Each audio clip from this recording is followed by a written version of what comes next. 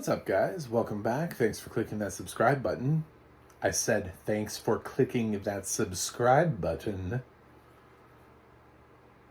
Yeah. Yeah, I'll wait. All right, we got it.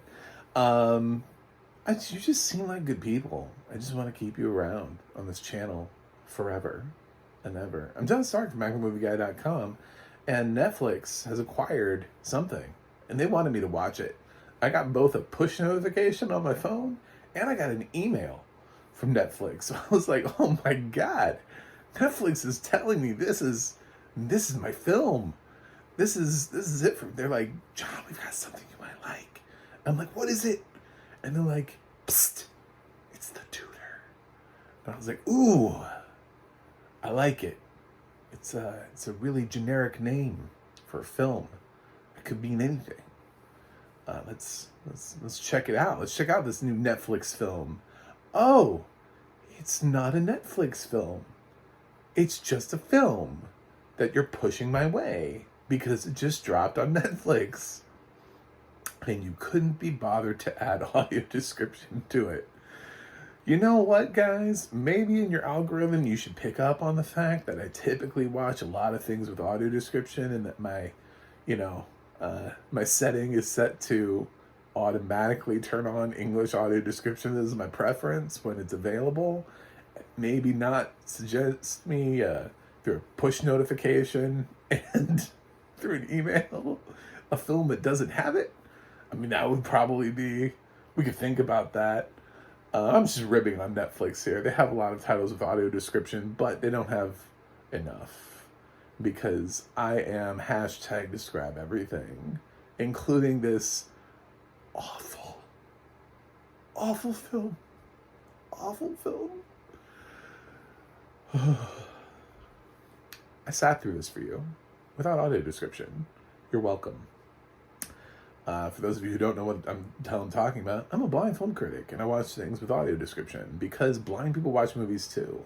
I know this comes as a shock to people because I was recently on a forum. I was trying to find I'm still on the grand search for a DVD Blu-ray player that has sort of a navigable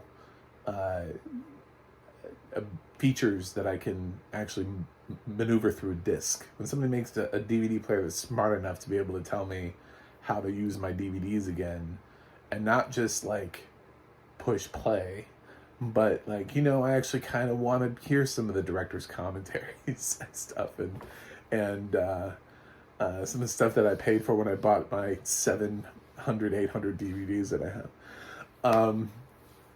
So I keep constantly trying to look for that, and somebody's reply when somebody was looking for help on home theater forum was, I don't understand why blind people watch movies.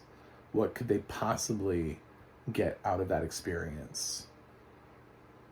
You're right, dude. We just, you know what? We don't watch movies. We just stare into corners. We don't even know if they're corners because we're so blind. We need other people to tell us that we're staring into corners. And we just kind of sit there and we wait for death. That's what blind people do. Thanks. Thanks for your positivity and entering into that conversation. And it's people like that it caused me to have this YouTube channel. If you're wondering why isn't he talking about the film, I'll tell you why. We don't really need to talk about the film. I can talk about this film in 3 seconds, and I don't need to. So I figured I'd bring that up because, yeah, we do. And I didn't get any enjoyment out of watching this film, but I don't think anybody has any enjoyment out of watching this film. It has like a 4 point something on IMDb.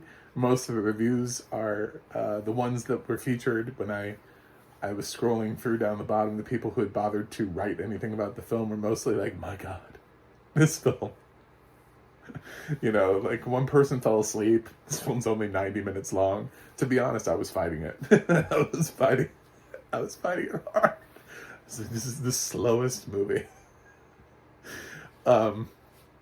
It stars Garrett Hedlund. It stars Victoria Justice, for anybody who's really excited about that. And it stars Stranger Things.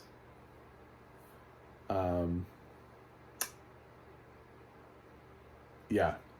the kid from Stranger Things. Stars the kid from Stranger Things. I've already forgotten his name. This film did not help his career. He can't use this in a sizzle reel because this film is. I was gonna do a top 5 for Garrett Hedlund, but I don't even want to do a top 5 for Garrett Hedlund after this. I'm just so disappointed for choosing this film. There's nothing about this that's remotely interesting. At the beginning, it kind of starts that way because I didn't know what was going on. Because there's no audio description. And, like, there's this weird, like, fast cut of a lot of people talking randomly about things. And it has kind of, like, a little bit of an energy in the beginning. And I'm like, oh, okay, well, at least it has energy. Because I've seen some independent films that kind of drift in now with, like, they can't pay somebody to edit or to score a film. Like Maybe I Do is one of the dullest kind of films in that area that I think I've heard in a while. It's one of those. It's directed by somebody who apparently thought film scoring was like a concept and not like a reality. So at least this kind of beginning had me hopeful, and then I was trying to figure out what the film was about.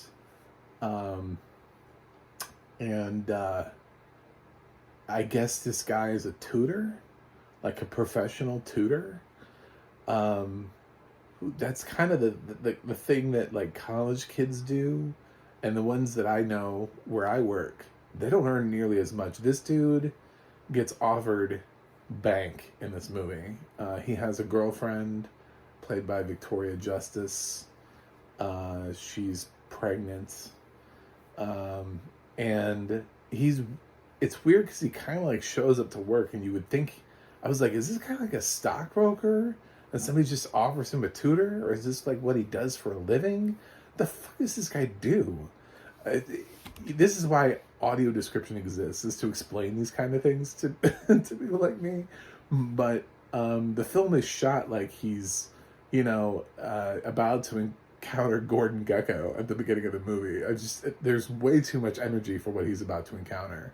And then he gets a phone call from this friend, because basically all of these things start with a phone call from a friend that end up with somebody dead.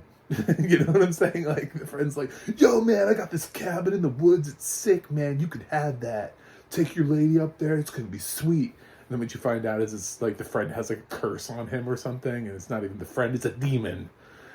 Like, all friends that just pop up for one cell phone conversation are always bad news in a film. Like, it's never a great idea. The dude gets a call and is like, yo, man, I got a sweet gig for you. There's this, like, super rich kid, it's like billionaire's kid, who he needs some tutoring. So his dad's willing to pay you $2,500 a day to go tutor this kid, to go live at this mansion and just tutor this kid and get him up to speed so he's ready for college. And Garrett's like, well, all right, who is this guy? He's like, I don't know, man. I don't know any more details than that. This all really the audience needs to know, because there really aren't that many people in this cast, and you'll never hear or see from me ever again. Oh, wait, I'm going to make a phone call later in the film, but you're not supposed to know that yet. I kind of feel like a character that's not going to be around a lot, though. So see you later, man. And then the guy gets on, and he's like, I got to go tell my girlfriend about this sweet job and talk about our baby. So he goes back to Victoria Justice, and he's like, I know you're pregnant right now, but this is a lot of money. This is what happens when you marry a tutor. We're living in poverty. I'm sure they're living in poverty because he's a tutor. And even if he was like the Harvard of tutors, he'd be making like, I don't know, 30K, 40K a year at best. I don't think they have a mansion. I don't know what else, unless he's getting that Bitcoin, unless he's mining. I don't know what else he's doing. But he's like, yeah, I gotta go tutor the kid from Stranger Things. So he goes to the mansion, and dad's not there, which is super weird, right? Like, that's super weird. Just to let you know, we're moving into a super weird, predictable psychological thriller. He meets the butler because, of course, this kid has a butler. This kid has apparently a huge house. I did see an interesting fact that this was shot on location in Alabama. So if you want kind of an idea of what style of house this might look like, think about like a large southern plantation. I'm going to guess. That's my guess. Southern plantation. I didn't have audio description. I just happened to pick up that tidbit because I read IMDb pages. So, and props to shooting something on location in Alabama, by the way, because they're not one of the usual locations. So I don't know how many tax breaks you got, but good for you. It kind of makes me wonder where he was in the first place. Like, what city did he start in? Anyway, he's down here in the deep south, and he's Stranger Things is he was getting all A's until all of a sudden one semester he just failed everything. He just, Noah Schnapp was just like, nope, I'm not doing it anymore. I remembered his name halfway through the review. I knew it would happen eventually. He was like, no, I'm not doing it. I'm too worried about the upside down. I can't be bothered with this anymore. And, of course, the first meeting between these two, Noah is immediately unsettling, which makes you believe, obviously, in this limited cast film, that this is going to be some weird game of cat and mouse between Noah and his students. Who knows, right? Could go anyway. Could go with obsession. Maybe he becomes obsessed with his tutor. Maybe this is a gay movie. Maybe this is LGBT and the student becomes obsessed with the teacher sleeps with a student, and Victoria Justice comes in and murders all of them. That movie would be far more interesting than what this is. This movie is two people kind of going back and forth at each other for quite a while before the film advances at all. There are some like secondary characters that float around. This dude has like a cousin that spends a lot of time hanging out. Just around. I don't know. It's kind of a bro too. It's kind of like a bro cousin, like one of those like, yo, what's up, man? Like one of those guys. The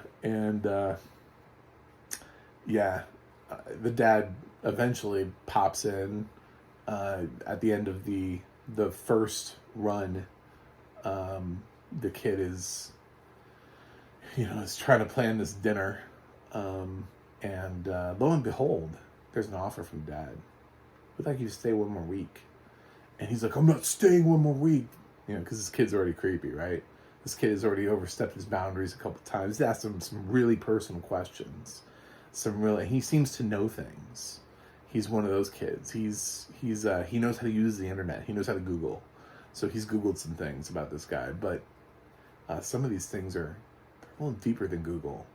He knows this guy's girlfriend is pregnant. And it's like, oh my God. And so this guy's got to get out of the house. However, he gets an offer from the guy who's still stuck in a rave. He's like, yo, man, what's up, man? I'm still in this rave. I just got a call. Let you know that they want you to stay on for one more week. He's like, I'm not staying on. This place sucks. This kid's creepy as hell. I feel like I'm in a horror movie. Nothing could possibly make me stay. Well, they're willing to triple your salary. So instead of you making $2,500, you make $7,500 a day. As a tutor, I kind of think you should probably do it for one more week. You're making an insane amount of money here. And then the guy's like, fine. For $7,500, I'll stay. So, anyway, he stays so that we can get into the third act of the film. The third act of the film is ridiculous. The third act of the film is ridiculous when you tie it all in, too. Because when you tie it all in, you're like, why the fuck did this guy take this job if he knew all this stuff? Like, what, he thought he was just going to play it cool the whole time? He thought he was just going to walk into this situation and be like, I don't know why I'm here. Why am I here? I'm just a tutor, man. I don't know what you're talking about. I just, like, what? So this is where I'm going to get into spoilers. Now, I'm going to tell you right now my grade for this film is a D, but I need you to understand how stupid this film is. Actually, I'm going to go D minus. We'll switch that to a D minus. There's no audio description. So if you feel like, if the producer, the director, writer of this film feels like I missed something here, probably add audio description to the film and that'll help. But here's what I picked up from by the end of the film. Basically, the big twist in this film is that Garrett Hedlund had an affair with Noah Schnapp's mom a while ago. And they figured out, Noah and his dad figured it out, right? They found the mom's journal. You know, there's a question at the beginning of the film where Garrett's like, "Where's your mom?" And Noah's like, "Oh, she's away." She's not away. She's dead. Mom died. Mom had her head bashed in on the dock of this house that Garrett Hedlund is in, that he was personally requested to be the tutor for, at this house that he knows he killed somebody at, so that they could enact this revenge plot against him. That's how fucking stupid this movie is.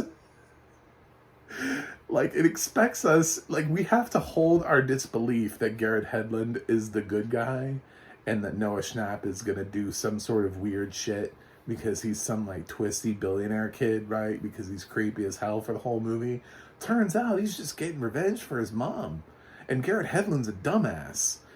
So the whole film doesn't work because by the time you get to the end, you're like, why the fuck is he taking this job? No amount of money should have put anybody in that situation.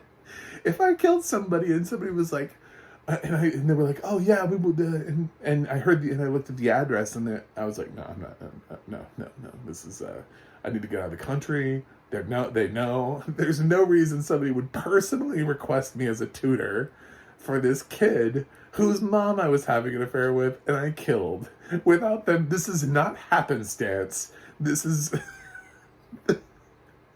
this is a trap. So but he has to play, but the director has to have Garrett Hedlund play this like it's not a trap for the whole movie. Like, it's just like, it's whatever it is. And they find some way for bringing Victoria Justice back into this, so she comes to the mansion or whatever, so she could have more screen time. I don't know. It's all dumb. It doesn't really matter. None of this film matters. By the time you get to the end, you're like, what was this film? What is this film full of? Stupid people? Like, really just profoundly stupid people? Oh my god, he's like the worst killer. Like, he's on, like, Dumb Criminals. You know, like, how did he get caught? Well, he went back to the scene of the crime because, damn, they just paid him too much money. So, like, he had to go back.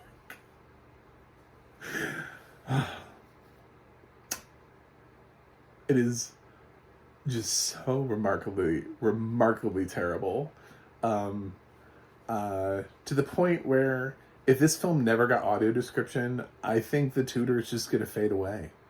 I think eventually people won't even be able to find it. Netflix will lose the rights to it and it'll just kind of drift away. It'll just kind of fade off. And people will be like, can I access the tutor? Oh no, we forgot to make a DVD of that. Why? I don't know, because it was terrible and we decided not to make a DVD of it. Oh. Well, I was just curious because it has one of the kids from Stranger Things. Yeah, it was an unfortunate career decision that he made. But we've forgiven him for that. You know, this film is awful. And it's not even a directorial debut. I tried to give it some sort of benefit of the doubt. Not that I've heard of any of this director's previous films, but it's not a directorial debut. I'm offended that Netflix thought this was my thing. Not only does it not have audio description, but it is one of the worst twists / concepts that makes absolutely no sense. It's one of those things where they're like, aha, look at what we thought of and we're doing it different than everybody else. Well, sometimes, you know what? People haven't done that thing because it's dumb. Because it's really, really dumb. I mean, he plays innocent right up until, like, the last second. You know what I'm saying? Like, he's like, it's not me, man. It's not how it happened. I mean, like, yeah, we had an affair. I was in love with her, but I wasn't here that night. Oh, maybe I was here, but I wasn't here at the same time. I left earlier. We came out here on the dock and we made love, and then I left. She was fine. He comes up with every excuse in the world as to why it's not him, until finally he does that, like, now you know too much. And it's like, oh god damn it. that means you walked into this. Like, what was your plan? What was your plan, sir? His plan from the beginning should have been, if he thinks that they know, his plan should have been, yeah, I'll take this job, and then he like kills off the family. But and then we realize why he's killing off the family. No, it's not that interesting. This film is not that revolutionary in its choices. This film is 90 minutes of dog shit. However, I've actually seen dog shit, and it was Marmaduke with Netflix, which has prevented me from giving almost every single film I've seen since Marmaduke an F. I've only given like 1 or 2 other Fs. So I really want to here. I really want to say that there's no redeemable value, except I will say I actually think Noah Schnapp did a good job. So there's my D-. There's my qualification for saying this film has an F, is not an F. Noah Schnapp did a good job of being believably that he's the bad guy, that he's creepy, that he's some sort of psychopath for the first 80 minutes of the 90-minute film, however long until the revelation. Then he does pull you in sympathetically. He does a good job of that, of being like, you killed, like that whole "you killed my mom" angle to the story. I have no idea how the death ends. That's one of the things I need audio description for. I don't know. They get their revenge. Movie ends. I don't know how else to tell you this. Anyway, don't watch this. There are many better things, and it doesn't have audio description. Yeah, I didn't. I mean, the only reason I know what the house might look like is because I understand what southern mansions would look like in Alabama. However, it's possible that this isn't a plantation style home, that this is like a newer home that they built in Alabama, and that's what they're using as a mansion. So even with that, I'm just making an assumption that it's sort of a southern plantation style home in Alabama, but I don't know that because there's no audio description. I don't know how big or expansive or pretty the house is. I don't really know what the lay of the land looks like. I'm not as mad about not knowing what these kids are wearing, what these guys are wearing, because it's obviously modern day. So I'm a little bit less concerned about that. I mean, clothes are clothes. I don't think this film was going for a costume design award. I wouldn't be surprised if these guys just wore their own clothes onto set, just, we're low budget here. Bring what you want. Costume yourself. All right. Yeah. There's isn't really anything other than the beginning where the score had a lot of energy to it. I was never like, oh shit, the score here is fantastic. Last year there was a random Netflix film with Jason Segel called Windfall, which I don't think anybody remembers. That film has an excellent score. It's very reminiscent of Hitchcock. They actually somebody took writing that score seriously and did a fantastic job with it. And I actually remember that score like a year and a half later. Like I'm still obsessed with that score. So it is possible to write a score for a shitty film where the score is the best thing in the film.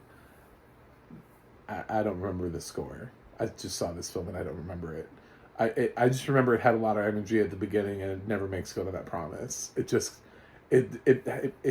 finished. It's so much of two people talking back and forth, and like the conversations and questions slowly getting creepier. That's all this is. It's boring. It's dull. I hated it. It's a D-. Anyway, thank you for watching. Thank you for subscribing. Don't watch The Tutor. even if it adds audio description later on, I would never go back to this film. The plot twist is so stupid. It is one of the dumbest plot twists I think I've ever seen in cinematic history because of what it requires you to then go back and realize when you go, wait a minute, so he knew when he took the job? He knew who these people were and he took the job anyway? And he didn't think it was weird that they requested him specifically?